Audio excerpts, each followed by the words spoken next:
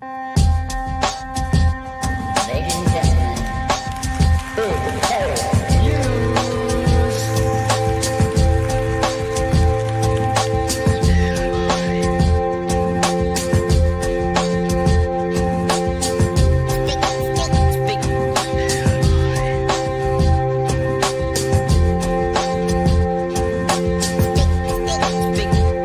Big hairy news.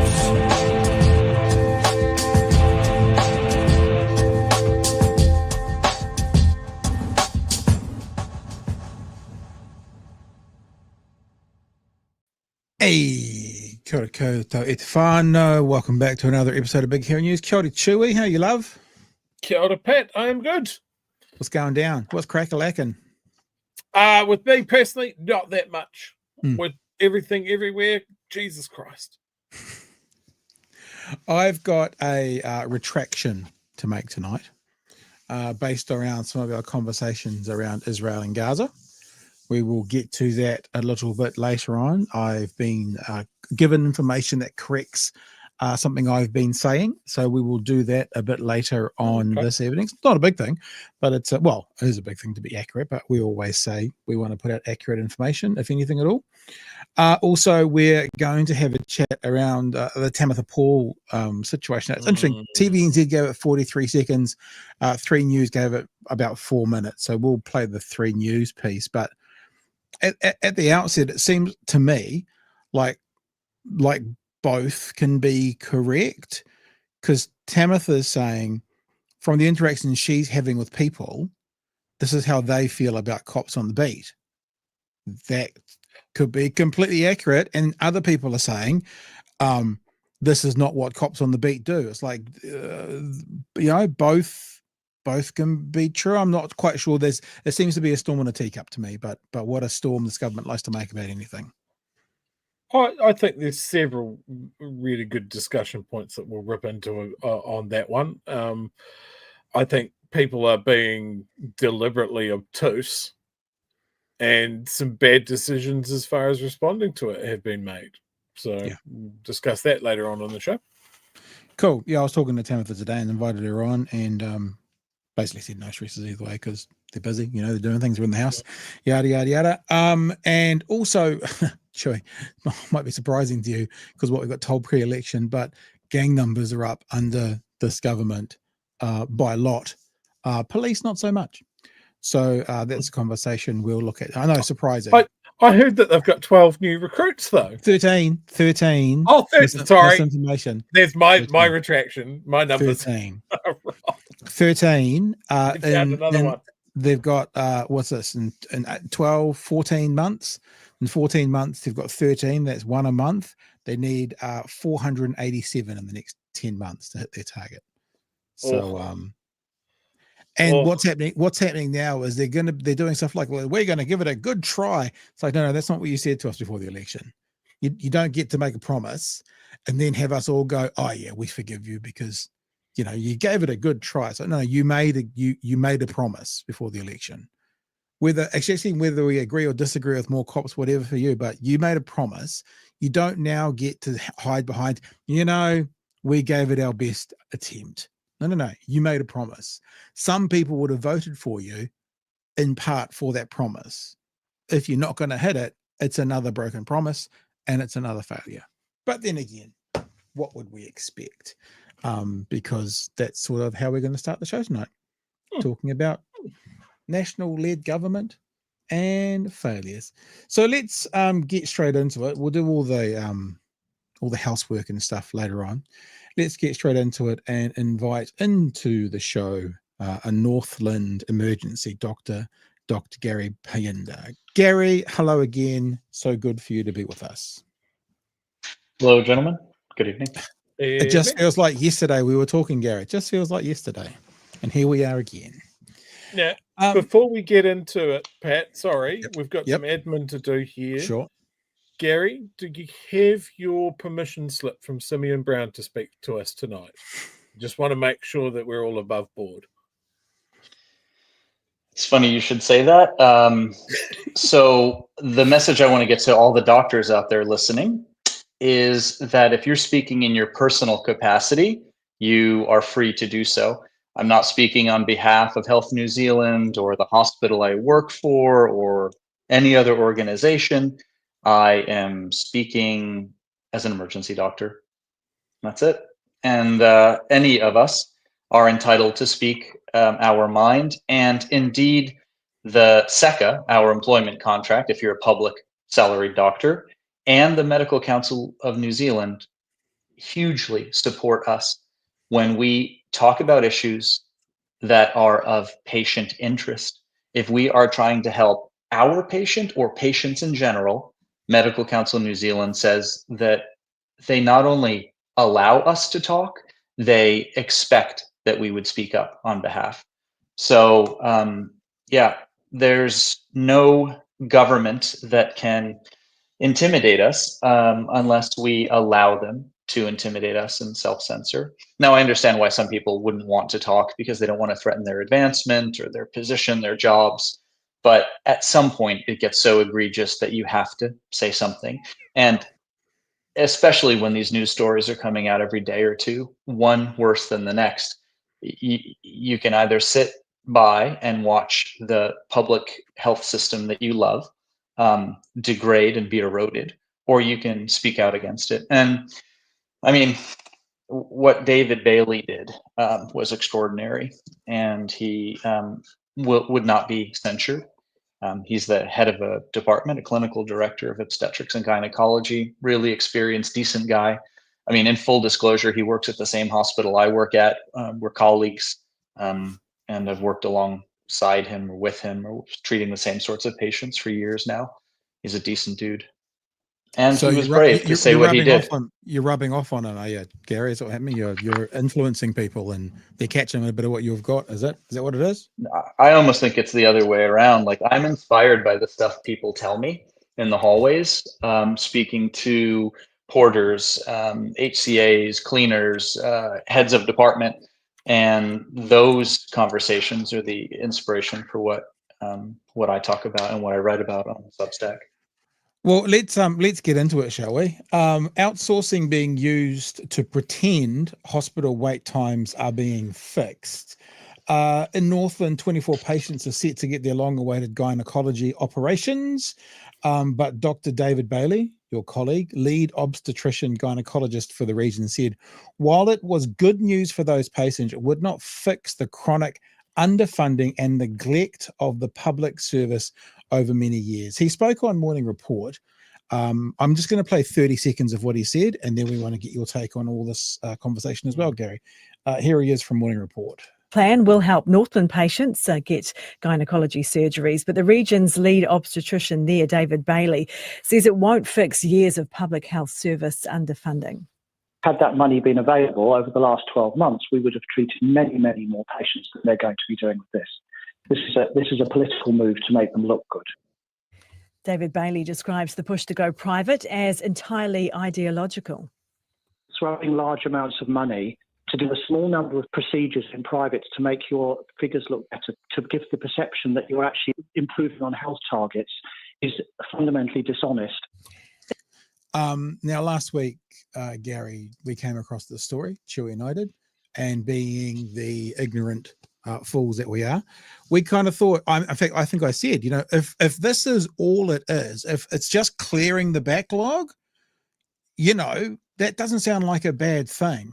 Patients getting ahead of that backlog doesn't sound like a bad thing. But of course, yourself and your colleague, David, Dr. Bailey, bring maybe a more holistic view to what this money is doing going to these private entities. Would you like to expand? Yeah, I think Katie Ben put it well. She's a doctor, anesthetist, put it well when asked, why isn't it just a good thing that this $50 million will help people get seen in private? And it seems like a good thing. And if you are a regular person, you'd say, well, I can get my surgery that much quicker. But I think there's 5 or 6 really important reasons for why this is a dangerous precedent, why this actually leads us down the wrong path. So number one is there's a few things you need to understand that regular folks who are not in healthcare may not may not know, these private hospitals, many of them owned by private equity, which has been shown to utilize understaffing and result in worse outcomes for patients than either not-for-profits or public hospitals. But we'll put that aside for a moment. So you're sending people to actually get worse care. But the more important thing is these companies, again, often private equity owned, are in it to make a profit. And they siphon that profit off. And whatever profit they're making, 10, 15, 20, whatever percent, I've seen some reliable numbers of 20% profits for some of them. That's money that's not going to patient care. That is money that will not directly help a patient. And it's money that's often being offshored.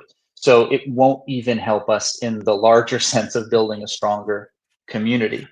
Well, The bigger problem. Hang on, just so we're clear, so Mhm. people are clear when we give it the number. I know people will know this, but if they're spending 50 million and 20 million is profit, that means they're spending 40 million on surgeries and siphoning 10 million off. 10 million would be 20% on 50. But it gets worse, Pat, Yeah. because we know that in private, fees are increased again to generate profit. They're not doing it as a community service. They don't have some public ethos. They want to make quarterly profits to report back, right?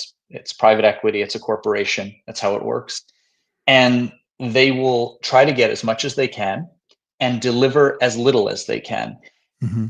And so there's this concept that I think can be summed up as cherry picking or skimming the cream. And it is part and parcel of every public healthcare contract. So if you guys ever get the chance to talk to Simeon Brown, you simply Good have luck. to ask him, how much money are these hospitals getting to provide the service? And what he will immediately tell you, he's already told journalists, is that it's commercially sensitive. That means it's a commercial secret, a business secret that he can't tell you.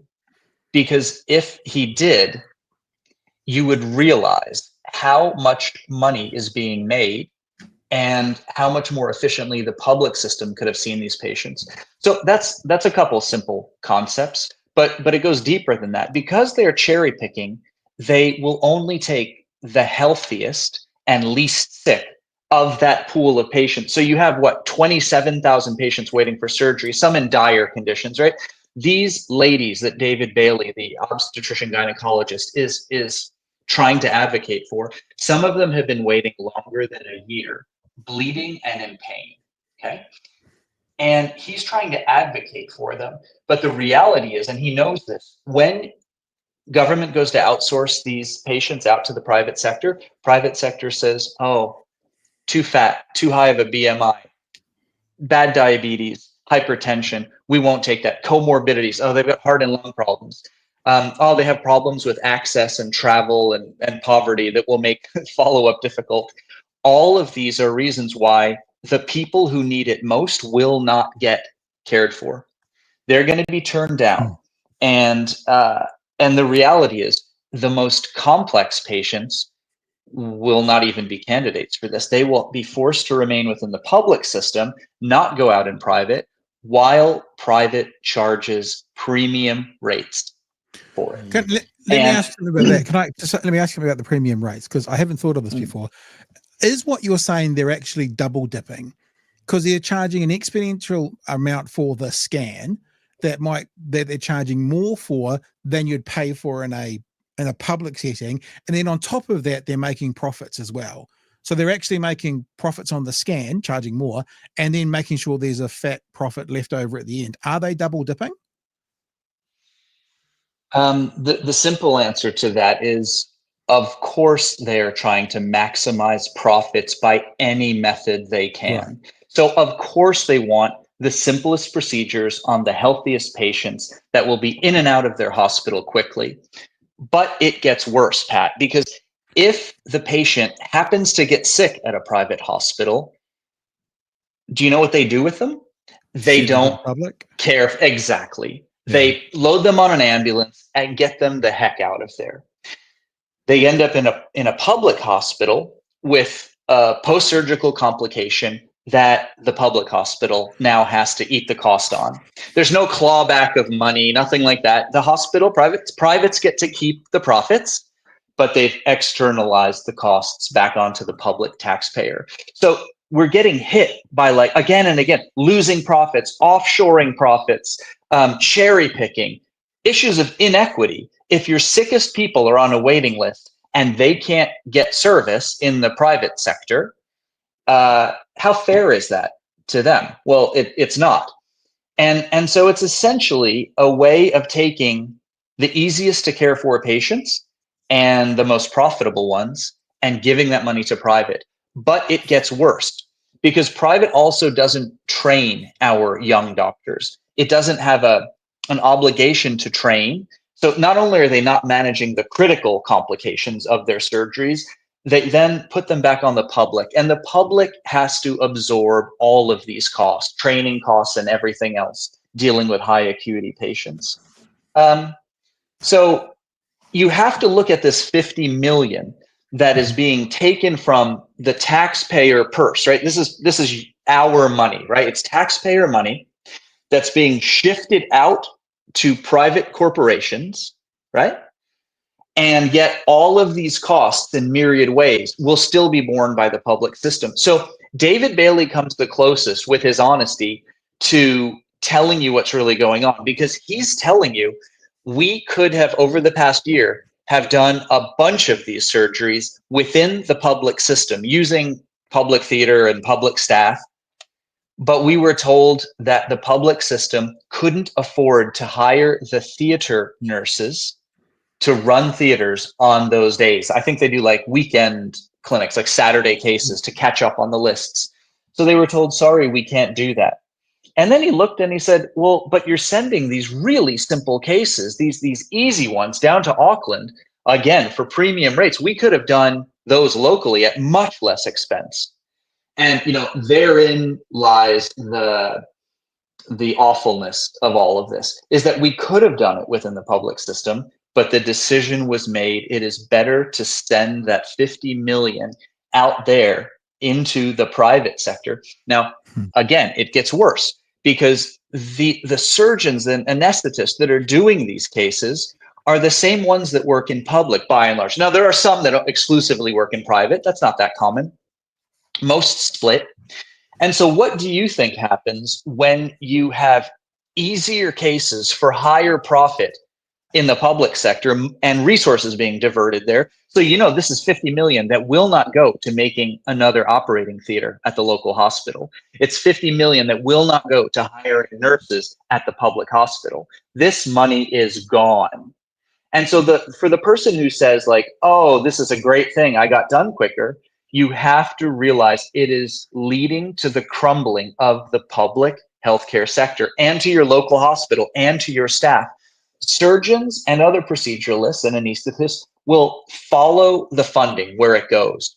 And so if they can have easier cases for higher rates in private, they will do more cases in private.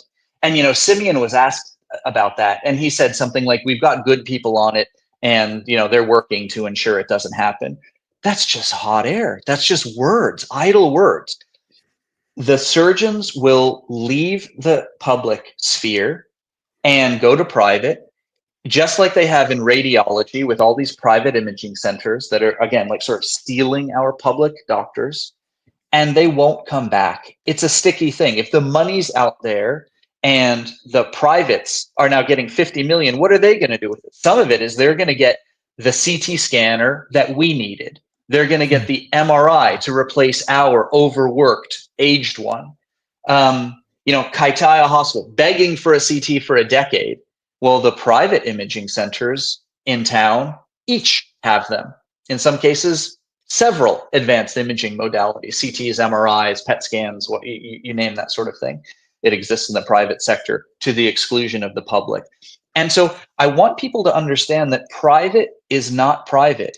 Almost all of its money is siphoned from the public healthcare sector. Let's just be honest and clear about that. It's not rich people, paying their insurance and getting care. To a huge extent, It is the diversion of taxpayer money into the private sector to great benefit of the corporate owners of those entities. People like Lester Levy, you remember him? Yeah. They say they're going to get rid of him, but go look on the company's register. He runs all of Health New Zealand right now. He's like the czar, the king of Health New Zealand, and has done a lot of mischief and made literally billions in cuts to public health care. He owned many private healthcare companies, or was a part owner or a founder of many of them. And I was looking because I was curious. The last I saw, he still had ownership, the last time I looked, of a couple of them that benefit from public monies being diverted into private. He was an owner, a part owner, of company director of New Zealand Musculoskeletal Imaging Limited. That ended in September of last year. And then New Zealand Cyclotron, which makes, I think, sort of radionuclide type stuff for advanced testing and treatment. And that relationship ended 36 days ago. So when your head of the public system is owning private healthcare companies, now I can't speak, I don't know if one or both of these gets government money, but we have to admit it's a bad look when privateers are heading up the public system. There's something wrong with that. Let me just go through. I'm having a look at this company's page right now. There are lots of former directors and former shareholder, but it says Medical and Surgical Contracting Limited, shareholder. It says Australian Health Capital Management Limited, director. It says AAA Orthopedics Limited, director. There's other ones that may be medical, but they're not, don't call it, but there's Medical and Surgical Contracting Limited, director. The Ascot Hospital Management Limited, director. Health Capital Management So Limited, to be fair, director. I think you're probably looking at something that's been updated since that webpage went up, because I did read an article where he said before and during, while he's been commissioner or whatever his title is, he's been divesting himself of these things in a staggered fashion. Well, if that's the case, then the government's got another thing against. I'm searching the companies registry, companies.govt.nz.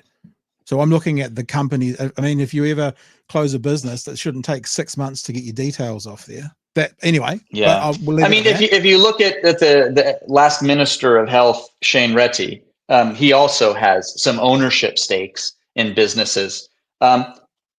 Businesses that, well, are they a conflict of interest if you're making money in the private sector and you're controlling government policy, voting to give, Philip Morris $216 million in tax breaks? I don't know. It needs to be addressed. Like, they could easily come out and say, no, I've divested myself from any private healthcare interest, which obviously is the normal thing to do. Like, maybe this is legal, maybe this is completely legal, totally above board, but it's something that they need to address publicly. And some journalist needs to be brave enough to actually ask them to come clean on this and just be straight up, because it's not a good look. Gary, I think you and I should give a chance for Chewy to come in, because he hasn't spoken a word yet, and he's got lots of feels. And I had you last week all to myself. I'm not getting in the way of this.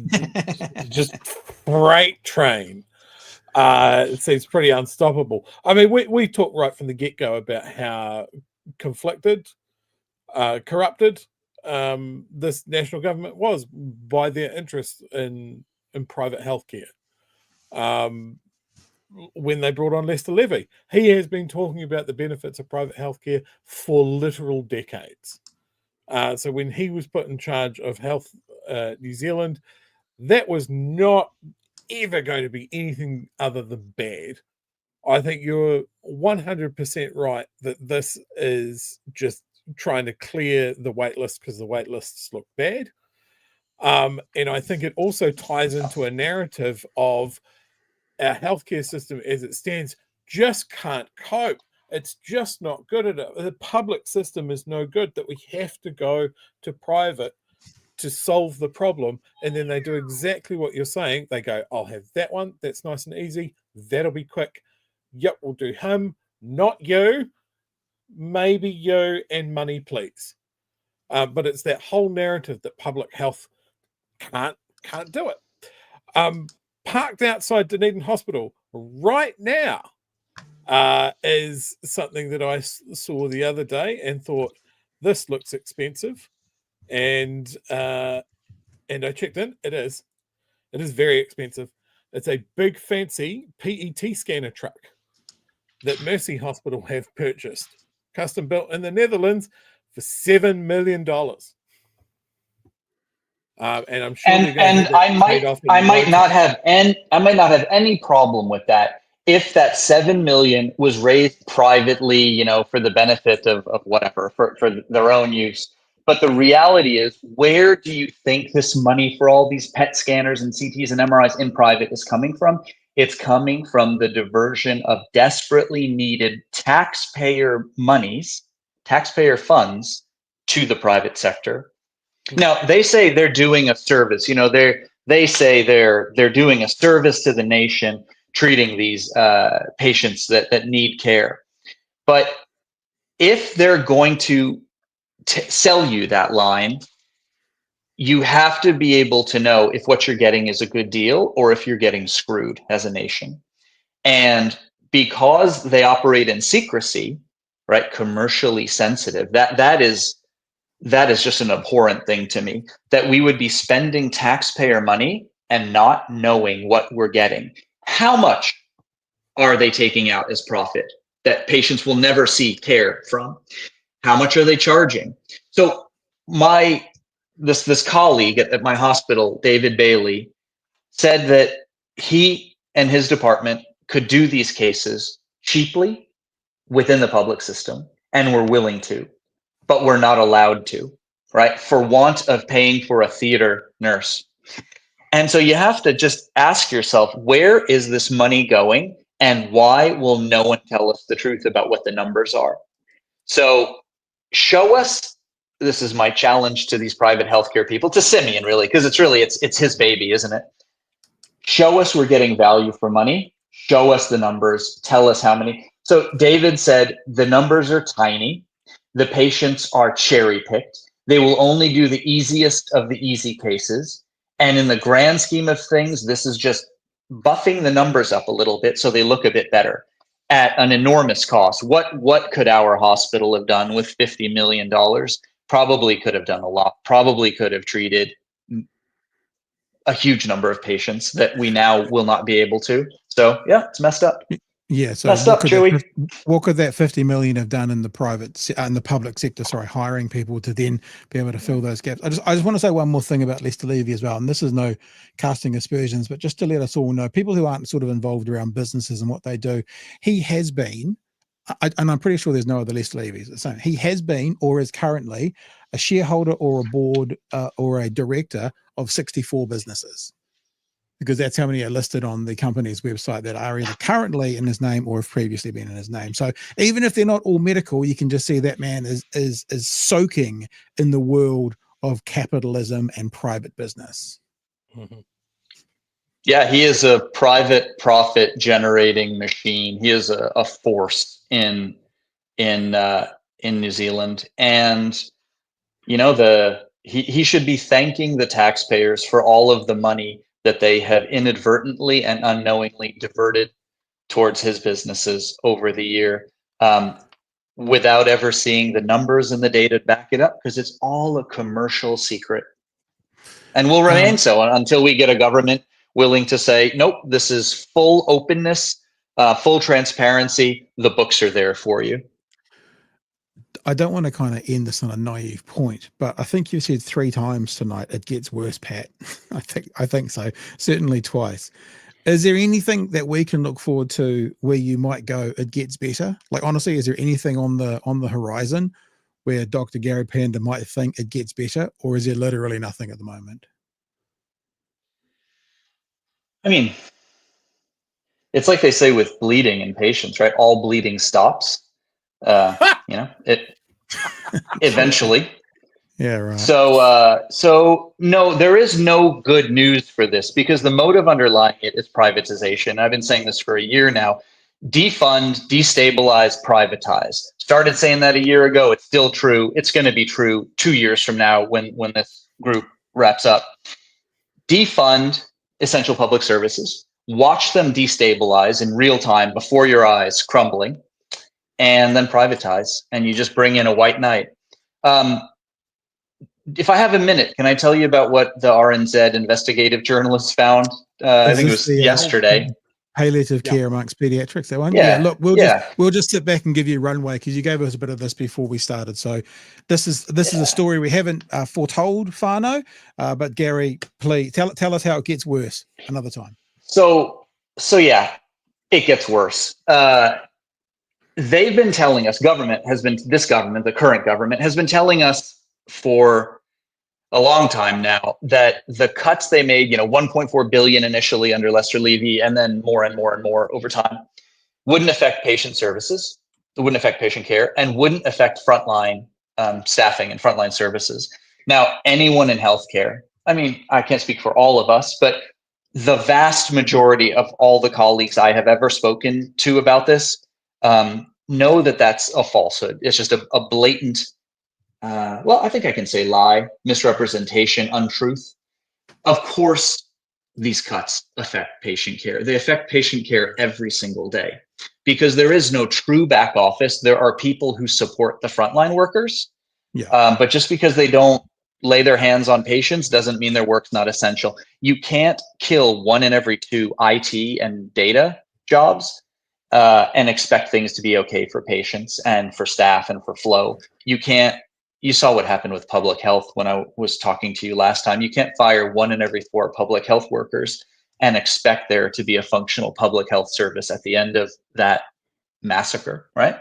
But let's just get back onto this story. This has been incredible. And I'm not kidding when I say I need to be talking about this every day, because every day we're getting horrific stories. So there's one public palliative care specialist in pediatrics in the country. I think there might be another one in private on the South Island, but this is the only public one in the nation. And that person went on extended leave for whatever reason. I have no idea. So this is a pretty important role. It's trying to manage through the use of complex procedures and complicated medication regimes and other things. It tries to manage kids that are dying and try to make their death a little bit less painful and symptomatic. So it's an important role. That person's on extended leave. There's a specialist nurse leaving in March that just does like his pediatric palliative care, and then another nurse position that's already vacant. RNZ went to Health New Zealand and said, wow, this sounds really bad that kids are suffering because the people that manage this very specialized thing, their positions are unfilled. And RNZ was assured that the positions are being recruited for. We are looking for a pediatric palliative care specialist. Okay, fine, face value, good. Hours later, so that afternoon, RNZ investigative journalists happened to notice, that there was no ad for a pediatric palliative care specialist, but now there is one. It was just put out that afternoon after the story broke. But it was weird because it was an ad for a general pediatrician with a specialty interest in palliative care. So a general pediatrician, they've already got some of those working in pediatric palliative care, but they can't do, and they've said they don't feel comfortable doing everything that a fully trained and experienced specialist would be doing, right? They're doing the best they can. They got good skills, but there needs to be one of these specialists. So RNZ calls up Health New Zealand and says, hey, what's up? Were you guys like lying or just made a mistake when you said that you had advertised for someone to fill this position that you've known about for a while, this extended leave problem, leaving the country hanging? And, Health New Zealand then didn't answer the question, but then changed the ad after that second conversation to say experienced palliative care specialist wanted. So are these people scamming us? Are they making it up as they go along? People like me would say yes. People like me would say that this whole frontline versus back office thing is a made up political thing. And people like me would say that virtually everyone in public healthcare right now in all your hospitals knows that there was a hiring freeze. Now, the government has been saying for ages, no hiring freeze. We know there's awful shortages of doctors and nurses, and we're doing everything in our power to hire them. Of course, that's not true. You can get away with saying it's not a hiring freeze if you trickle through a few hires. And so I've got colleagues in nursing, for example, that say we have 45 vacant nurse spots. We are allowed to recruit 2, to advertise for 2 a fortnight. So it's kind of like the police thing you were talking about a minute earlier in your intro. You know, it doesn't take a genius to figure out that there's a hiring freeze. It would be nice to have some honesty. I could respect them more if they just said, yep, we spent 2.9 billion on property investors to make their lives better, and all this money on tax cuts for people that needed it least. And so we have to do things like cut benefits for beneficiaries and the disabled. We have to put a hiring freeze on our doctor and nurse positions. You know, we've got managers in nursing who say that they know a person is going to be taking maternity leave, and by the time they get the position advertised, let alone filled, the maternity leave that that person requested is already half to 2/3 over. And then they're told, because that person's going to be coming back soon in just a few months, we don't need to advertise it right now. We can't fill it. So, I mean, how patently absurd is that? And it's not like, I talk to a lot of people. It's not just 1 or 2 folks saying this. This is rampant throughout New Zealand within the public system. We're being told one thing. It's gaslighting. You're being told that there's we're recruiting and we're hiring and this and that, but your eyes don't lie. You know that the call rosters are emptier. You know that there's fewer people to cover sick leave. You know that when you go to hire someone new in a department, they don't get their contract for a really, really long time, months and months and months. And these international doctors that we look at say, I can't wait 6 months for a contract, and I've got to choose a job somewhere else. So I'll call it a hiring freeze. If Simeon wants to come and speak to any of this, I'd be more than happy to talk to him for hours about this. I have a lot of time for this because this is what matters to me. This is very important. And when you have huge numbers of psychiatrists missing in your psychiatry department, I've got a patient in a room waiting for 12 or 18 hours to get reviewed, to get admitted, because there's not enough beds, because there's not enough capacity, because there's not enough nurses hired on the surgical ward, the medical ward. When these things are happening, it's very, very real for me, and exceptionally real for my patients. Like, for me, it's an inconvenience, but for patients, it makes a difference in their life and in their outcome and in their health. And so I would like the opportunity to have an honest discussion for an hour or 2 with Simeon or Lester Levy or Shane or any of these people. And if they don't want to talk to me, that's fine. Talk to one of the other doctors, Katie Ben, David Bailey or others. You could find lots of people who have direct experience who would absolutely confront them with the reality of the situation on the ground. And I would just like them to stop telling untruths. Yeah, and can I say, Gary, thanks so much for joining us again today. Someone in the chat said, "Oh, Gary, twice in 2 weeks. It must be real bad." Here it is here. Gary, twice in a fortnight things are that bad, huh? And I guess what you're saying and we're hearing is yes, they are. But the only thing I was going to add to it was this is now also the job of the media.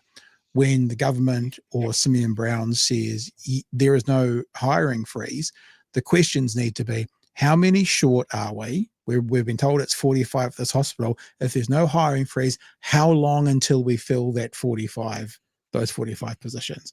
Because if they say there's no hiring freeze and they're doing, as you say, one a week, one a fortnight, one a month, technically that's correct. That's like saying gang numbers coming down. If it comes down by one gang member, yeah, gang numbers have come down, but it makes not much of a difference because that's what we have to drive into. So that's where the media can come in and be a part of this conversation to at least hopefully get some real answers if you're not going to offer them easily. And remember the magic word that politicians use, budgeted. They will say, we have filled up all our budgeted positions. You must ask them, what is the real need? How many nurses do we need to make these wards work to a minimal safety standard or like a standard of care that's acceptable? And then ask them why they're not meeting those numbers. And then ask them, if they say we don't have money, ask them where the money went. Because I can tell you where 19 billion with a B of it has gone. Yeah. Hey, Gary, thanks so much for joining us again tonight. Really important information, albeit I get the sense that this is weighing heavily on you for obvious reasons. But thank you for, doing what you do. Everyone in the chat saying the same thing and making us aware as to what's going on. If we're informed with what's going on, maybe we can inform others. Maybe we can do something to help at least make this group of, I think you called them vandals the last time we talked, accountable for their actions. So thank you. And I want to put a thank you out there to you guys for doing this, for letting this become a news item, because it's an important story that affects a lot of people. And special thanks to David Bailey, this consultant, clinical director of obstetrics and gynecology, who was willing to actually call it out as what it is, and an encouragement to others throughout the country to do the same. The Public Doctors Union was also very good because they stepped up and said, we support what these doctors are saying. It's the truth and we back them up on it. So good on them. Cool. Thank you again. And we'll be in touch super soon, eh? You're welcome. All right. Talk to you later, Chewy. Bye, Thanks Pat. for your time. See ya. Oh, Okay. Yeah, lots to think about. A few chats that have come through. Can you let Tam know all the heroes are in her corner? That's Tamatha, of course, Tamatha Paul, who I'm reading my text. Maybe she'll come on tomorrow night. I don't know. I don't like putting too much pressure on the MPs when they're, especially that I don't like to put too much pressure on the MPs that give us time. The ones that don't give us time, I'll put on as much pressure as I can because you need to. But the ones that are really happy to come on all the time, we're like, love to have you. Understand if you can't make it. So we'll see, maybe tomorrow. I guess if you're not already and you're watching us on YouTube, just hit the notification bell. Then as soon as I put up the link to what the tomorrow night show is going to be about, you will be notified and you will know. JC and the Pigeon Cap, sorry I'm late. It will never happen again. Just as well. We nearly couldn't. Reread. It will. Oh, shit. Happen again. It's my dyslexia. I was about to go off. That's honesty. I like the honesty. Yeah. Dr. Gary Payinda for Health Minister from A Kiwi doctor as the health minister. Radical. John Newman, Truth to Power, please buy Dr. Gary a coffee on me. Happily do that if we ever meet face to face. No problems. Best way to contact you, Gary? I don't know if that's necessarily going to be put publicly, but he does have a Substack. So maybe I don't know if he's got a contact page on his Substack, but that might be a place to start. Peter Syme says, New Zealand public, this is the worst day for New Zealand healthcare. Gary, this is the worst day for New Zealand healthcare so far. So, yeah, I thought where Peter was going to go was tomorrow, this is the worst day for New Zealand healthcare. The next day, this is the worst day for New Zealand healthcare, and onwards and onwards and onwards. JC, again, thank you for the generous super chat. My dad had an op sent private. He later told his ACT supporting sister-in-law how nice it was. She exclaimed, I'm not having my taxes fund that. I'll talk to my MP. Not sure she realized the irony. I hope she did contact her MP. Sorry, I'm late, says the POM. And then the POM says, Needs don't care about your budgets. Facts don't care about your feelings. The other thing is, always got to remember this, right? When you hear government talking about budgets, what they're saying is how much we have chosen to assign to this. Because if Health New Zealand is at the end of their budget, what the government could do is allocate them more money. So when government, I mean, like, there is a finite amount, but remember, the government makes choices.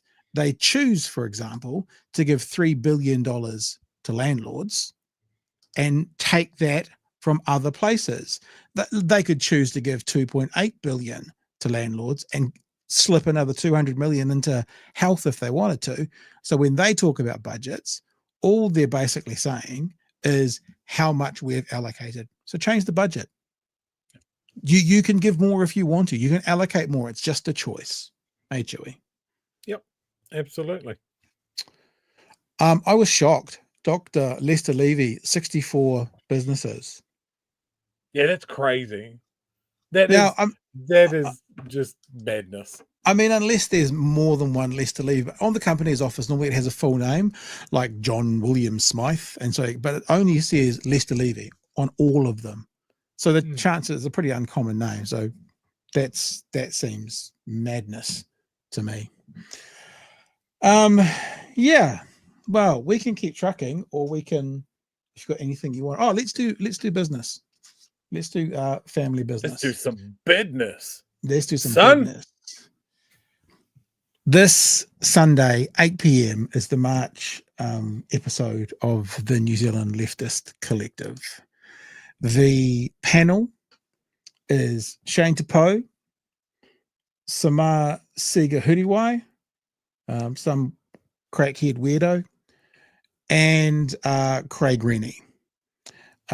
Karen McAnulty is our guest, and I've said to Karen, come for 10, come for 20, come for 30 minutes. We don't expect you to stay for the whole time, because the other people are all sort of commentators on the news of the day. Karen McAnulty probably can do that, but that's not his MO. And Karen said to me today that he'd be there at 5 to 8. How long he stays for, I'm not sure. Shane Tapo, Karen, Samar, me, Craig Rennie. Sunday night. Already people in the chat. This is a banger lineup, says Rajan. Hey, Rajan, look at you, eh? Okay. Now I have got a correction to make.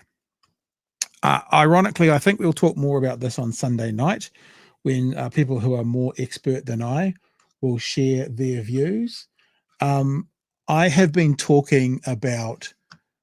It's an interesting correction, actually, because truth be known, I should just take that screen down for a second, because I've got to move something across from one to another, and people don't need to see all my emails. Moving it across to that screen. Now I can bring it back up. Because I guess what I've been doing is using shorthand when I've been talking about 1,300 people died in the attack from Hamas on the music festival. And I've been challenged by someone who has said that is not correct information and that needs to be fact checked. So this is what I'm going to do. I'm going to read out the information they've sent me, and we may well talk about it on Sunday night for a bit more information. So this is from this UN inquiry that I'm showing you right now. It says this: according to Israeli sources, more than 1,200 persons were killed directly by members of various Palestinian armed groups, and others by rockets and mortars launched from the Gaza Strip. Of these, at least 809 were civilians, including at least 280 women, 68 foreign nationals, and 314 Israeli military personnel. Of 3,000 young people at the Nova Music Festival in Riem, I'm pronouncing that incorrectly, I'm sure, 364 attendees, including 215 men and 136 women, were killed. So I've been saying 1,300 people killed at the festival. I've been shorthanding it wrong.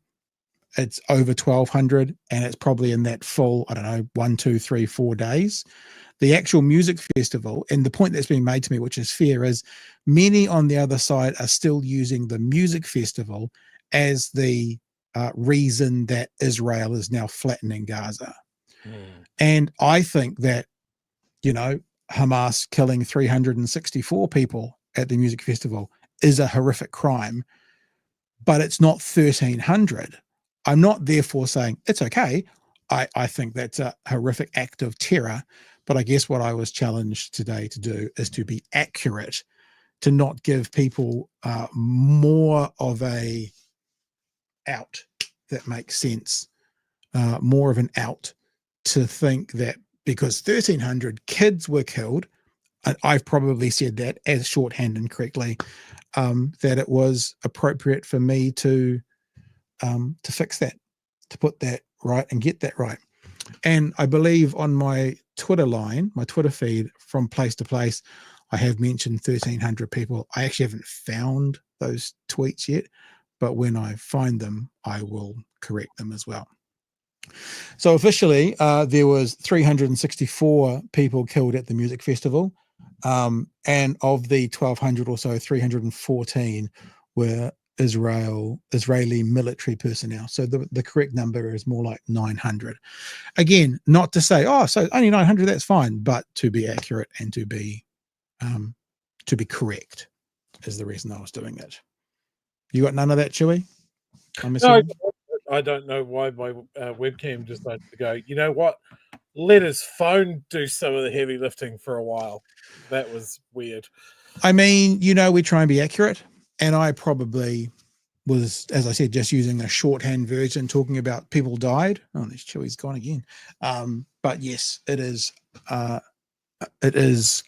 correct for us to be accurate, especially when we're talking about something as serious as what's happening in the Middle East, and something that I'm not the expert in. Right, that's even more so important. So in the future, if I or we are talking about death at the music festival, I and we will be saying, well, at the music festival, according to the UN, 364 people died. That's all. It's not like a, hey, so it's all fine now. It's just that it's being accurate. It's true. No, your numbers were wrong. So therefore your opinions and statements are all null and void and we don't have to listen to you anymore. That's what is implied there. No, but by the way, the person who corrected me is not saying that. The person who corrected me is in the same camp as us, saying it's our duty to be accurate. All right. And I agree. Stand down. I agree. I'll stand down in the same way that the IDF stood down in the initial phases of October the 7th. Yeah. Anywho, let's say a huge thanks before we move on to our. Oh, let's not worry. Love you, patrons. Mwah, that'll do. We don't need to push that barrow tonight. We'll just keep going. We'll keep talking, shall we? Because we're already at 8 minutes to 10. Hey, before we move on, I'm just going to give you a little bit of homework if you're going to be discussing Israel a little bit more on Sunday. Read up on the Hannibal Directive. That actually was one of the things that was mentioned in the email that someone sent through to me. It's a fantastic, juicy rabbit hole to disappear down into. Yeah. Yep. And yes, Nala's with me tonight because I'm the only one in the house, Pafano, and I know you'd like to have seen her. So there's hello to her. She goes away. She goes away now. I'll put her back in her box because we're going to start to talk about things. Let's look at this situation with Tamatha Paul. I mean, it does feel like a storm in a teacup to me that a politician who sits on the left has said some of the people that I interact with feel more concerned when they see police officers. That doesn't feel like a massively controversial thing to say. I'm paraphrasing, and as we just learned, I probably shouldn't paraphrase. But let's have a listen to what was actually said. The thing that's probably a good debate for us, Chewy, is the response by Chippy to this, saying what she said was stupid. Now, we understand that Chippy's trying to reach into the middle, but is that an okay way to address this? Could it have been done a different way? We'll have a look at the story. Green Party MP Tamatha Paul is standing by her claim that police on beat patrols in Wellington do little more than harass the homeless. The Prime Minister's labelled her comments outrageous and insane, while Labour leader Chris Hipkins thinks they're stupid. Green co-leader Chloe Swarbrick is Come on, backing the man. Wellington Central MP. Here's senior political correspondent Jenna Lynch. Concerns about crime in the capital have been well covered. He's pushed the man over, so that's assault, yeah? From assaults to sexual violations, it led to beat police being deployed to wander the streets, their presence designed to deter crime. Just a warning this time, yeah? But the local MP Tamatha Paul says all beat patrols do is harass the homeless. So one of the big complaints I heard last year especially was around... So straight away, one of the overwhelming complaints I heard last year, a common complaint I heard last year.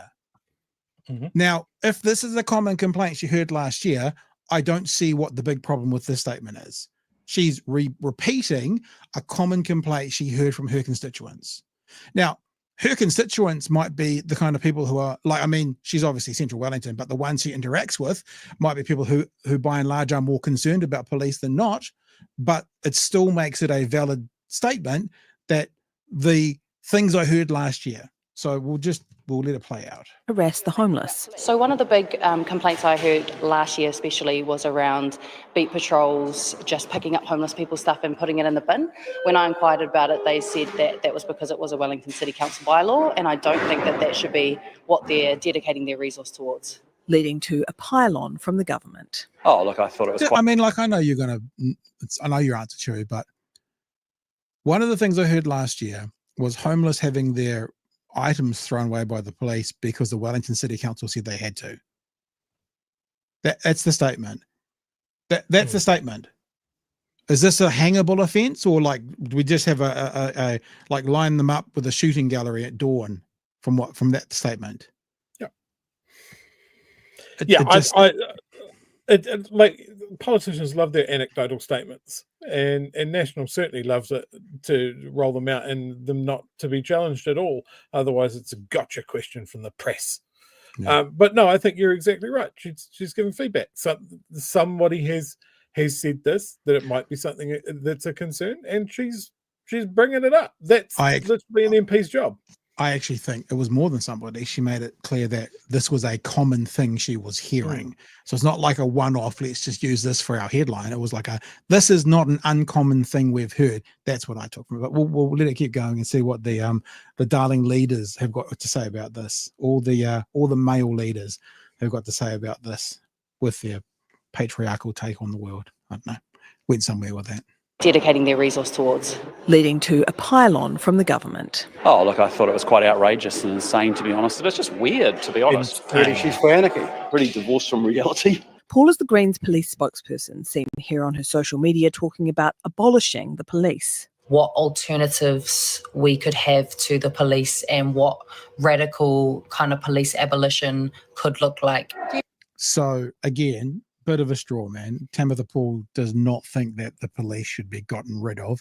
In the States, when they started this defund the police slogan, it was the worst slogan in the world because it does sound like they want to get rid of the police, and the Republicans very cleverly use that. Whereas what they were saying is, if you can allocate some of the resources and money that you're currently spending on police, maybe towards specialists with mental health, who can actually help those people in the street who don't need a police officer, they need a mental health officer. I'm 95% sure it's exactly what she's talking about.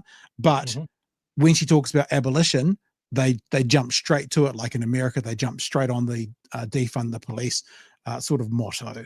Police and what radical kind of police abolition could look like. Do you believe we should defund the police altogether? I think there are some functions that the police are currently carrying out that other people would be better suited at. It's la-la land. Yeah.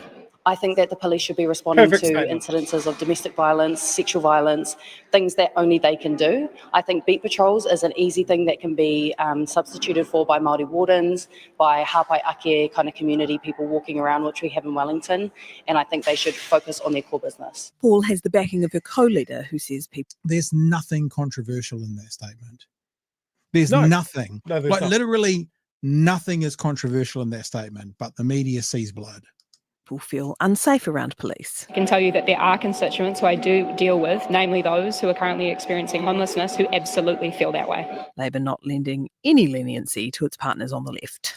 I thought that Tamatha Paul's comments were ill-informed, were unwise, and in fact were stupid. Chris Hipkins. There you go. So that's all we're going to do from that story. 'Cause Chippy. Then they go into the police story, which we're going to do off TVNZ, police and the gang story. Yeah, I think Chippy could still reach over to the centre and go, it's certainly not the way I would think about it, but I understand. I mean, did Chippy spend the time to understand what she was saying? That some of her constituents feel this way, and maybe the police in general could do things a different way, whether that means bringing in more trained people or so. I don't know if it's like slamming Tamatha was the best way to put forward. I mean, there's a perfect good advert right there. There's a perfect advert for National at the next election. Even Chippy doesn't trust the Greens. They're all stupid. That clip. You know what I mean? Don't give him that one, Pat. Don't give him that one. Look, there's so much there, right? Like, I could 100% see where Tamatha is coming from. She is speaking for people that are not going to be spoken for by people like Luxon and by people like Chippy. Obviously from Luxon, but Hipkins is coming from a place of privilege. Like he isn't being spoken to by people that that Tamatha is speaking about. Police do not have a good reputation in certain circles, certainly for the problems that they've had with systemic racism, how they've dealt with the LGBTQ community over the years. They have had people in their ranks that have been rapists and sexual abusers and stuff like that. And they're a blunt instrument at times being deployed into situations that they are barely trained for. And as Tamatha said, there are better avenues. If you're having a mental health crisis, an absolute episode, a breakdown, and cops turn up and literally the toolkit that they have is tasers, pepper sprays, and handcuffs, that's what they'll use. That's what we had just the other day with this non-verbal autistic woman. Yeah. Child. Sorry. Girl. I said 11 girl, years old. 11-year-old girl. They thought, this is that missing 20-year-old person. Let's handcuff them and put them in a drug-induced coma. Like it's just ridiculous. So what we should have had there is what Tamatha Paul said, and there was room there to have a nuanced conversation about what it actually meant, and is there something there that we could look at that would be an adult discussion. And we expect Luxon and Mark Mitchell to swing in on some fucking vine and go, the Greens hate cops. See, told you. And we go, oh yeah, that's expected. What we didn't expect was Chippy to come in and call a potential coalition partner stupid. Well, being fair, what she said was, it was. I mean, I know I'm splitting hairs, but that's what he said. What she said was stupid. But look, let's also do this. I mean, that was the thing. Like, why is he sniping at the Greens? Yeah. Oh, look, I agree. I agree. This is something that I've criticised him for in the past. Of like, come on, man, what are you doing? This is the actual panel. So you can see it's only 43 seconds. That's all that was on TVNZ tonight. I'll just play it for you because you hear some more words, which is where this kind of pile-on started. It comes as the Greens police spokesperson put the boot into police foot patrols. Like, Wellington people do not want to see police officers everywhere, and for a lot of people, it makes them feel less safe. For a lot of people, it makes them feel less safe. That's the statement. For a lot of people, it makes them feel, that's a testable actual statement. And I don't find that controversial. For a lot of people, police walking around makes them feel less safe. For me, no, I don't feel less safe if I see police officers, but for a lot of people, it does. We'll just, before you jump in, we'll just give this last 30 seconds, then I can turn it off. Leading to politicians of all stripes to gang up on her. She is totally wrong, and the Greens are in la-la land. Sorry, how can she be wrong? She basically gave the opinion of some of her constituents. How can you say that she's wrong when what she said was, for a lot of people, the police presence makes them feel less safe. How can you say that's wrong? Like, honestly, how can you say that? You have at the very least, you have no idea. At the very most, you're just wrong. Law and order.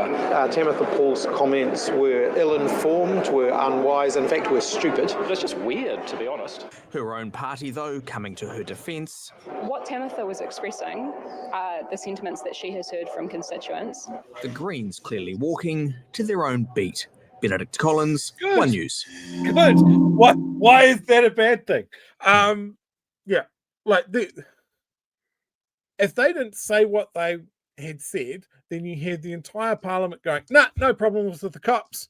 Everybody that says that they have problems with the cops are criminals and should be disregarded. There are people out there that have not had good interactions with the police through no fault of their own.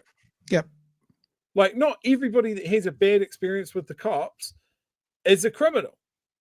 There are police that get it wrong. There are police that overstep their bounds. You know, they're in a job that they have to make judgment calls, and nobody has a 100% hit rate on making fucking judgment calls. This is one of the things that I will always criticize about people changing laws to give police more power and more leeway, is it gives them more opportunity to make bad calls, like they did with the gang patch law and that sort of thing. Look, a lot of these stories also included the fact that somebody might have even been Tamatha, I don't know, that some people feel safer around someone with a gang patch than they do with the police. Again, controversial statement, but if you stop, take a fucking breath, get some oxygen to your brain, you'll realize that that would be true. There are some people out there that are more comfortable with a gang presence because that is what they know, and every interaction they've had with the police has been bad. Yeah. Shouldn't be controversial. Put your brain in gear. Yeah. And it would have been good if Chippy, I mean, I understand he can't be as radical as what Tamatha is saying. I can understand that he might not have a personal position that is even close to that. But his position is not to immediately run to the same place that Christopher Luxon is standing and say the same fucking things. Yeah. Maybe if you're so keen on taking the middle ground, then look at where the middle ground between Tamatha and Luxon is and be there. There is a lesson here though as well, and that is, and I guess this is one of the problems in media in general. Mostly you've got a 7-second soundbite. We know that because one of the genesis of what we're doing is me getting pissed off with TVNZ giving me a 7-second video clip and me going, I can handle more than this. But in saying that, that's the world we live in. If you know you're going to be clipped and not be given 2, 5, 7, 9 minutes to get the whole thing across, maybe a skill that all politicians need to learn is how to synopsize that in 10 seconds. I mean, how you do that, you know, we're not talking about defunding all the police, but we think mental health specialists should be involved in certain call-outs because they're better skilled at it than the police are. Or something that there's no gaps, so they can't edit you down. There should be, I don't know, like we have an armed defenders squad, right? Mm-hmm. They're normal police that get extra training and have extra responsibility.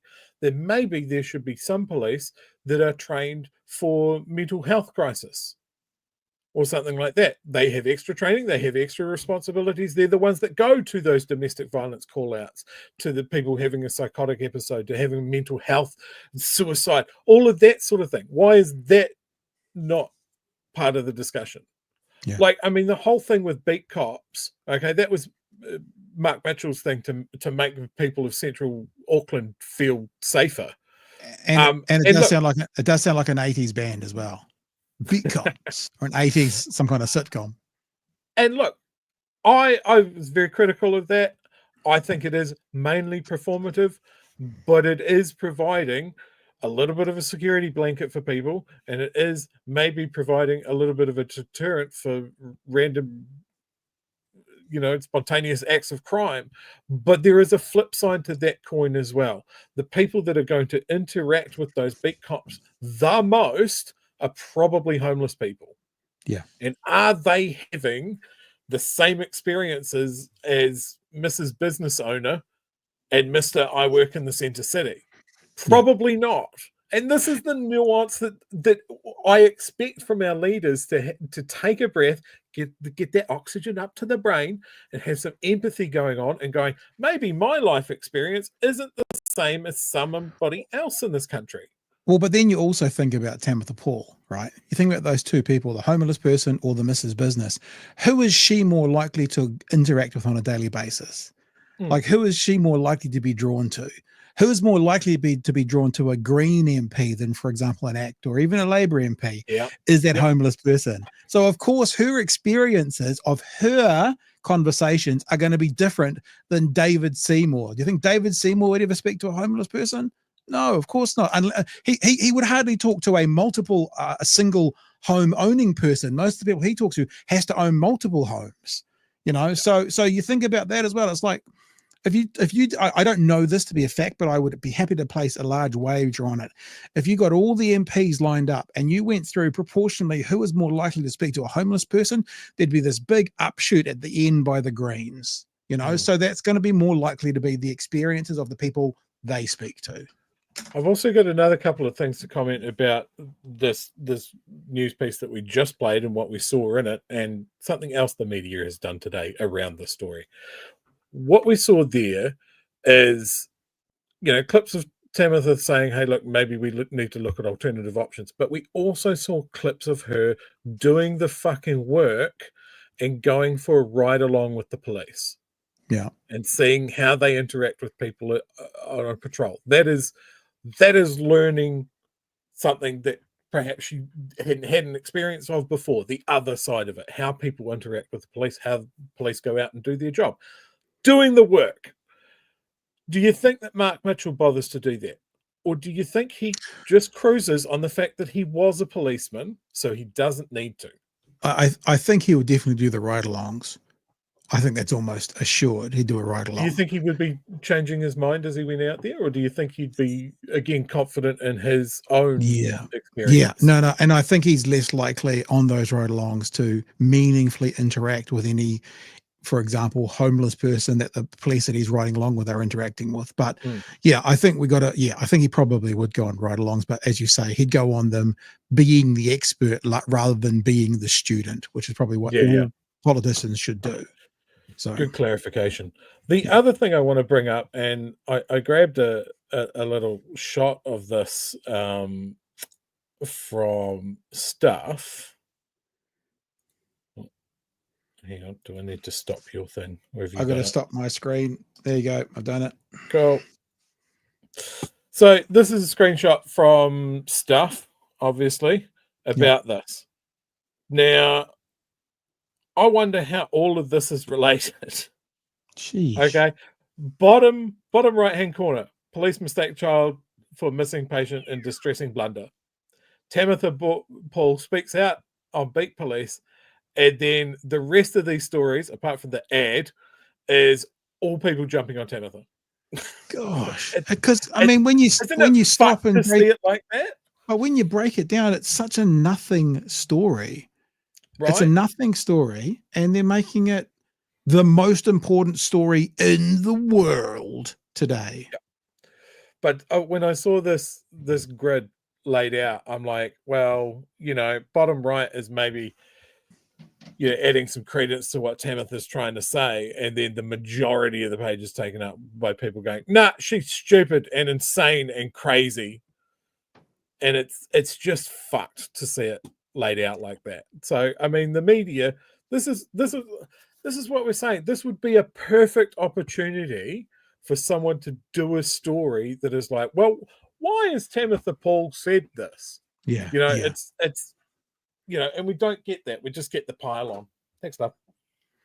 Yeah. All right. Now you see that little furry thing down the bottom. Do you know why she's acting like that? She's actually looking out the door. Because somebody's come home. You watch this. Oh. Hey, mate. You want to go? You can go. Off you go. Yeah, fuck this. I'm out. All right. Now this has got another part of the story. It kind of both places kind of smushed it together. But TVNZ did better on the police story, and TV3 did a better coverage of the Tamatha story. So let's Let's have a look at this now, because Chewy, you might be surprised to hear they are struggling to reach their 500 number for police. But what's interesting is that gang numbers have gone up. Now, what we're not hearing is Christopher Luxon pre-election had some very different and quite loud views around gang numbers going up. He's been very quiet of recent times, but after we watch the story, we'll actually get to some of those views. Interestingly enough as well, meth is going up, and I've got a video of Mr. Luxon talking about gang numbers going up and meth use going up under the last government. He wasn't particularly happy about that, but he's been very quiet about with it. his own words, you meanie Pat. Oh, right, yeah.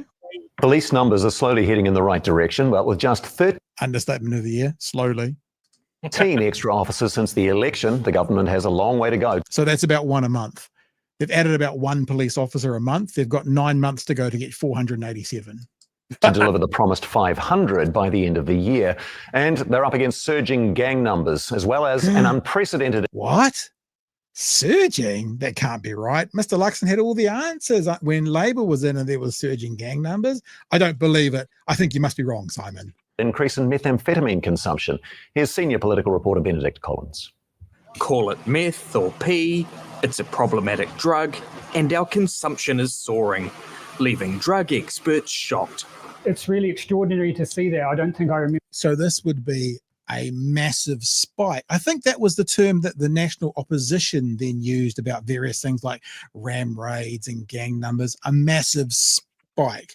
So what this would be, out of interest, is a massive spike of criminal activity and use of meth. But again, Mr. Luxon's, he's a very quiet man today versus when he was leader of the opposition about this massive spike in crime under his leadership. Ever seen that kind of sharp increase? Never seen it in such a short period anywhere in the world. Wastewater testing shows. So anywhere in the world. So at the moment, the increase in meth use per capita is the worst in the world under this government. The worst in the world under this government. Could you imagine if an expert said that of any crime stat under a Labor government with Christopher Luxon? It's the worst in the world. Are you serious? Holy free holies. Meth use doubled from 732 kgs in 2023 to more than 1,400 last year. Police say that's equivalent to 72 million doses. And it's cheaper too. For a long, long time, for many decades, we got our methamphetamine predominantly from Southeast Asia, the Thailand Golden Triangle. But now there's much more competition from North America and Central America. It's on the Prime Minister's radar. Oh, good. It is really concerning and worrying. I think there's three things we need to do. One is we need to defend our borders much better. Job number two is we have to disrupt distribution in New Zealand. But the third thing is we need to do a better job of supporting our addicts as well. How much of the I've got. Okay. Talk about CEO talk, right? He comes out with a sentence shortly, and I will pause it again, which is like if you have, hey, graphic designer, could you design me a person and a sentence that's the most quintessential example of CEO speak? You're about to get it. But do you want to talk to that at all, Chewy? Yeah. We need to secure our borders. Cool. How many layoffs were there in customs? Yeah. This year? Lots. Yeah. There were lots. I can't see the hard number there, but I see RNZ said in April of last year, 140 roles proposed to go at customs and DIA. Dozens of customs agents job cuts proposed. PSA slams proposal to cut 100 roles from customs and DIA. We don't have enough police. And then he says it, coming out of literally anyone else's mouth, this would have been great. We need to support our addicts better. Cool. That's a great answer. Are we? Are we doing that, Chris? Is there any money for doing that? Does the health system have the ability to do that? Don't you know, Chewy? They've got these special rooms that they put them in. They're building beds at the moment, and they've got these bars on the front of them so these meth addicts don't hurt themselves. Yeah. And they have people. Isn't it? That's what it's called. It's called prison. Building That's how more he's going to prison. help them. They're going They're to. It's gonna called. put them all the way into prison. No. They're taking the prison sign down and they're slapping up detox center. sorted. And guess who's providing the food for them? Compass, which is basically dealing drugs now. This is a really good example of what we've said about National and Luxon. They are actually really good at identifying what the problem is. Yeah. Like he's done it. He's nailed all the problems there. But then you go, are you doing anything about them, or have you directly caused this? So let's go back and have a listen to what Luxon, the first round of CEO talk, and then you wait for the sentence. It is like, honestly, we should put it on the soundboard. It's such a cracker. It's much better. Job number 2 is we have to disrupt distribution in New Zealand.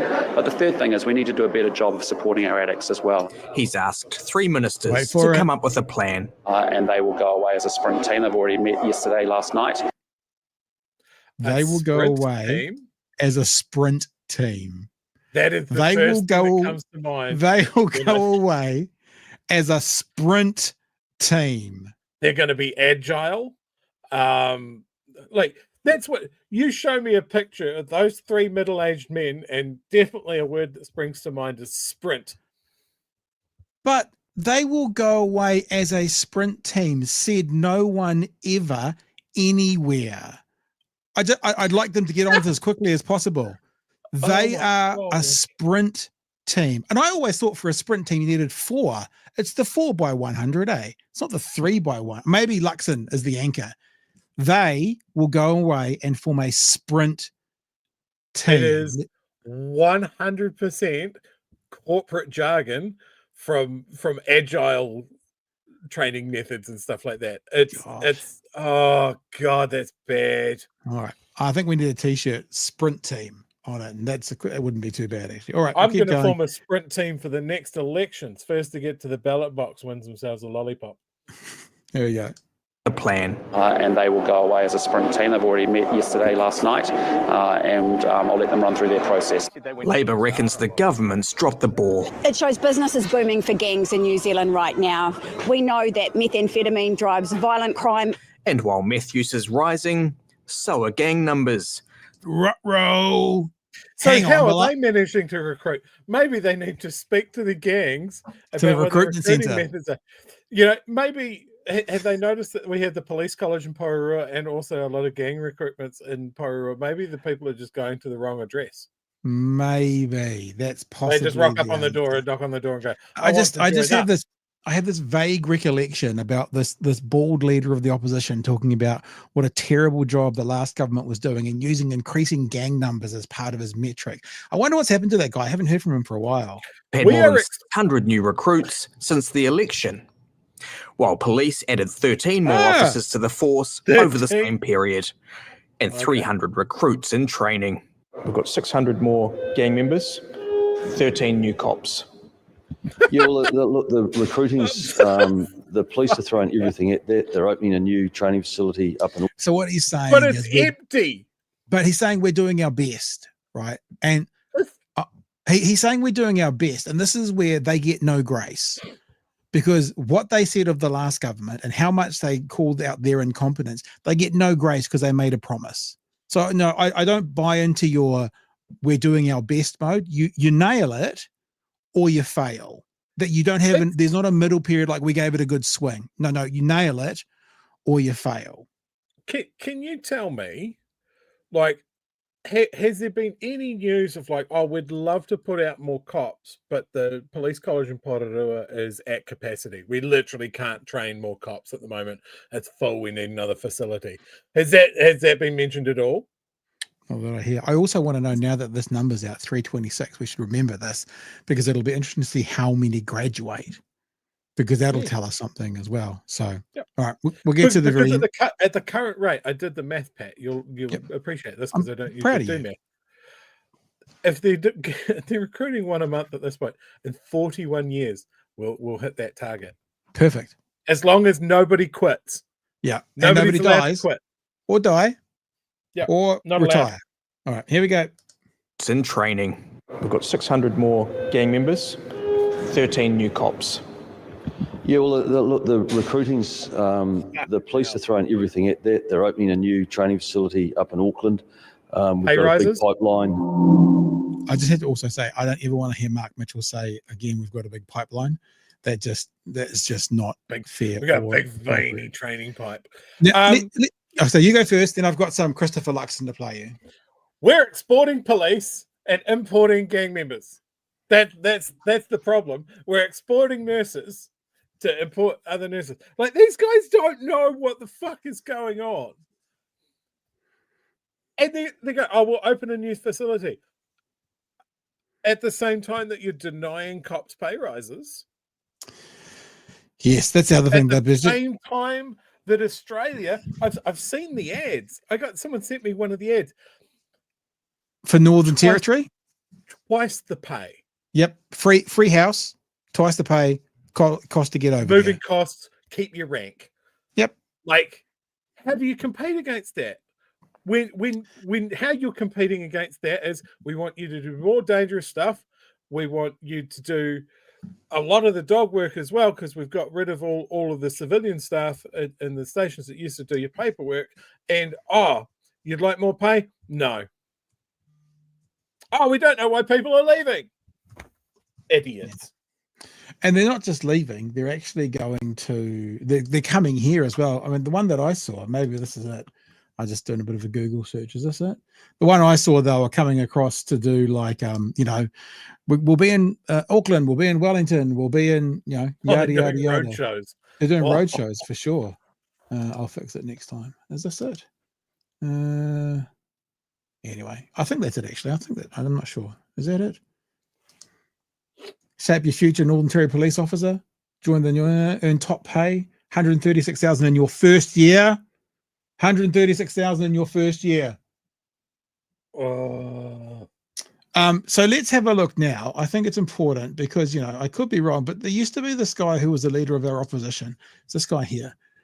His name is, I think it's his first name is Histofel Uxon, I think is his name. I can't remember. I don't know what he's up to now, but I think we should look at this guy as leader of the opposition. He had some things to say about gangs. In fact, he had some things to say about gangs and meth, actually, of the last government.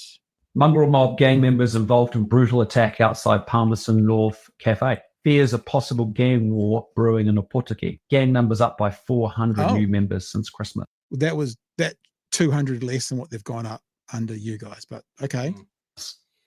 Well, these are just the headlines that have become sadly way too commonplace here in New Zealand. We don't have to accept that this is the new standard. This is the new normal in New Zealand. But hang on. We don't have to accept it's the new standard, it's new normal, and it's happened again. Doesn't that mean it is the new normal? No, it means he can do better. He can bring more in. Gotcha. Because he's exceeded So that national KPI. Got it. Today is announcing that we are going to make gang membership an aggravating factor in the sentencing of criminals. And that So think about that. They've made gang membership an aggravating factor. I got that word wrong. Aggravating. Yet they've got 600 more gang members. So making it an aggravating issue in sentencing is a deterrent literally of zero. Likely mean that gang members will have tougher sentencing as a result. And this sits alongside our other 4 points that we've talked about around tackling gangs so that we can restore law and order to New Zealand and get New Zealand back on track. I mean, that doesn't back on sound crack. It doesn't sound back on crack. That's very funny. And here's just some more from Christopher Luxon, leader of the opposition. Christopher Luxon spent his Labor Day weekend fishing. I actually want to say to people very clearly, gang life is not a good choice. And actually there's 600 more people have made that choice under your government. nothing good about gang life, in my view. Then why have 600 more people under your leadership chosen it? So, in his view, and I know I'm talking bluntly about it, Yeah. but it's important because actually, when we look at the growth of gangs, we look at the growth of violent crime in this country, And the growth of gangs is more under you guys, just again. and we look at what's happening with meth and drugs. Yeah, and we've got a meth spike that literally the whole world has not seen under your watch. Got that? That's the reality of it. I actually want to say to people, That's a bit weird, isn't it? One more little thing for you. This is from National. This is July 6, 2023. National says gang membership is rising. Is it? This is from a press release they did. New Zealand now has 8,900 gang members compared to 10,700 frontline police officers. So that's a proportion, right? Guess what? The proportion is worse now. There are more gang members by over 600 and only 13 more police. So alarmingly, gangs are now recruiting around twice as fast as the police, which they're now doing even faster. And in five police districts are now more gang members than police officers. Don't have the numbers for that, but basically what we're saying is everything you were talking about under Labor that you were pointing at like it was a problem, meaning they couldn't lead the country, to do with gangs, is worse under you, Mr. Luxon. Quite literally worse under you. Shall we talk again about the gun violence over the weekend? Is worse under you. How do you have not embarrassment over the spike in meth and P is a spike, quote, well, paraphrase, like the experts haven't seen anywhere in the world. Anywhere. New Zealand number one, baby. New Zealand number one. Under your plans to take care of gangs, Mr. Luxon. Why, if it's so bad to be in a gang and you're going to make life tougher for them, there's so many more gang members today than when you started as Prime Minister. Chewy. I have said it before, I'll say it again. Christopher Luxon and his party members and all the guys on the right have a fundamental lack of understanding about what attracts people to gangs. He's right. Gang life is not great. It's violent. It's uncertain. It's illegal, so you know the cops are looking for you. People make decisions based on what they think is best for them. Yeah. We might look at that and go, well, that's a fuck decision, but people make it every day. Mm-hmm. And I think that speaks to the other choices that they have in their life. If they don't get the respect, if they don't have a connection to a community, if they don't have any other hope elsewhere, then the gangs look fucking attractive, man. And like if we're just taking Australia's 501s, we're still doing it. We still haven't pushed back against that, you know. And here, P is obviously getting into the country, and the gangs know that. That's their fucking revenue stream. You know, it's drugs. You know, we let them keep a revenue stream when we did the cannabis referendum. That was fucking dumb. Mm-hmm. You know, that is something that the right-wing parties could have actually pragmatically looked at and gone, oh shit, we could have made more tax income and fucking gut punched the gangs, but you didn't do it.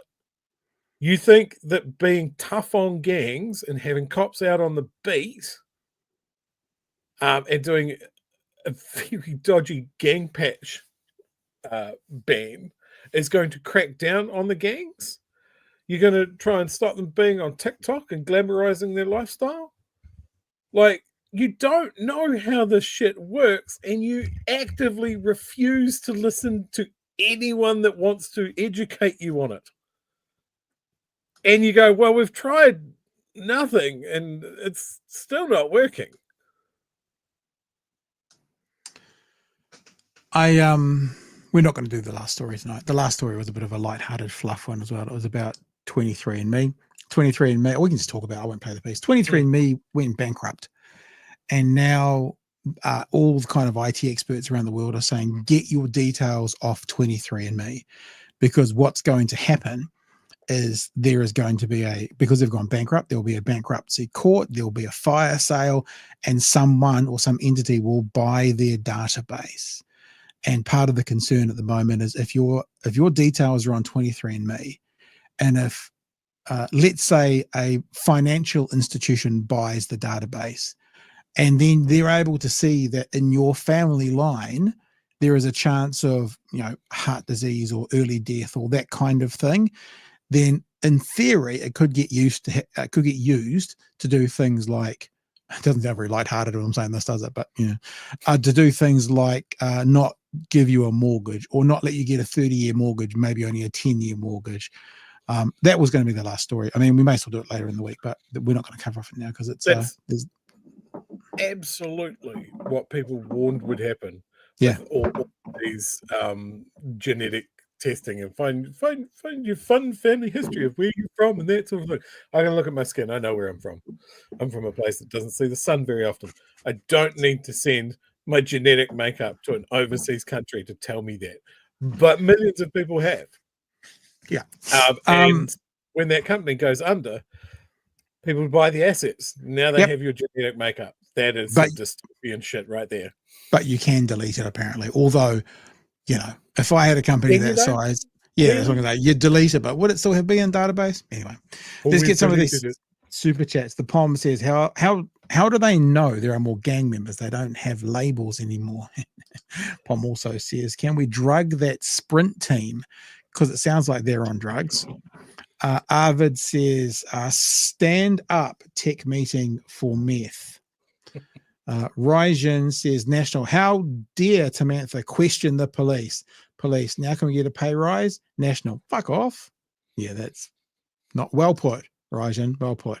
Luxon the bullshitter, a promise isn't a plan, says Peter Syme. Arvid says, Elmo voice, P for problem. I can't do that. I choose not to do the Elmo voice.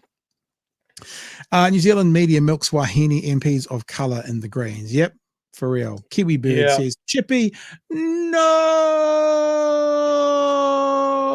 Because here's the other thing, which is unfortunate about this whole thing, is if Labor's going to lead again, if Chippy's going to be the next Prime Minister, they need the Greens.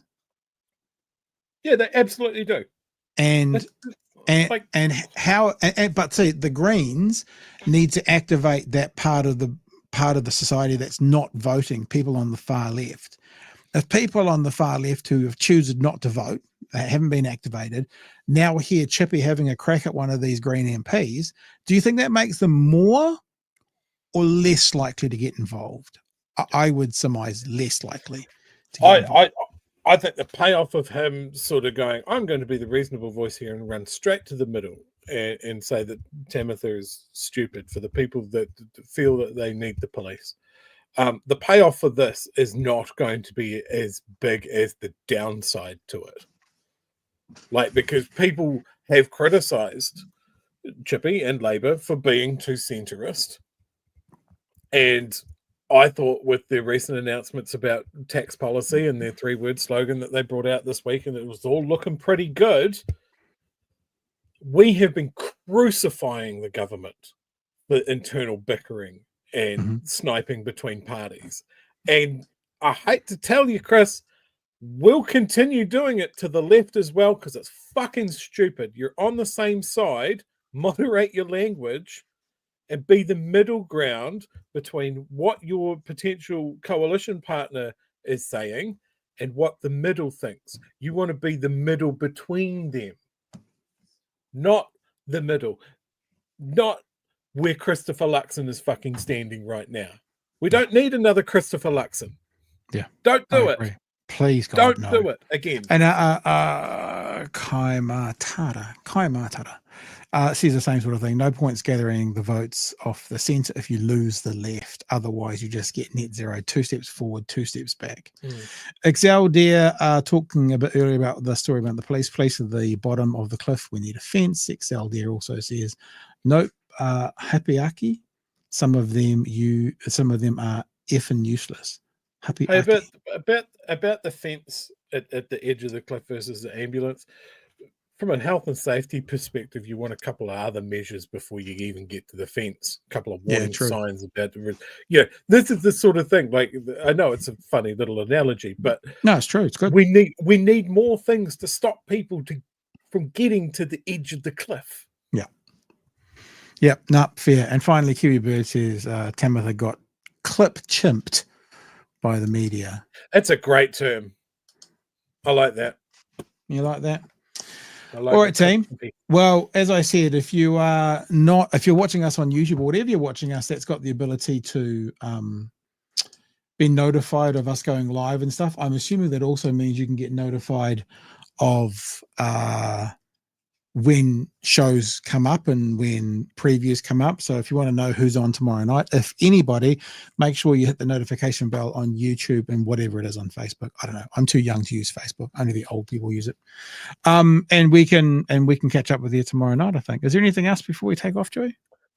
No, I don't think I've got any tangent to take us on for another 10 minutes, so I'll have to think of something for the next show.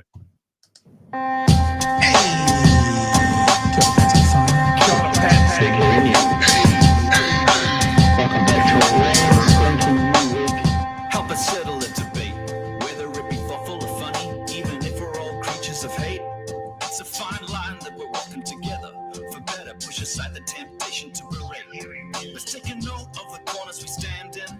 As many points as the hairs on my chinny chin chin. When the news that we're watching is hairy, knowing all the things that we need to be wary of.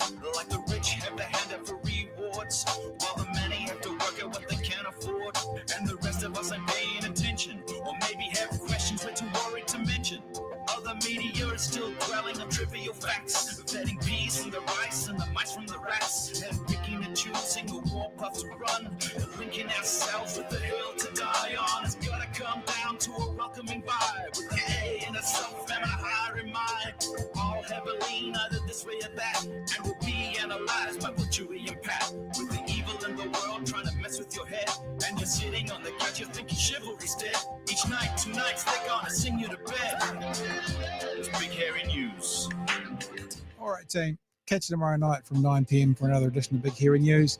BigHNshop.nz for merch. Patreon.com/Big Hairy News for patrons. And remember, Sunday night, 8 p.m. Right here, we have the panel on for the Leftist Collective with a bunch of people. We'll talk more about the end tomorrow night. That's it for me, Joey. And that's it from me as well. All right, team. Be safe. See you tomorrow. Hooroo. Cheers, fam.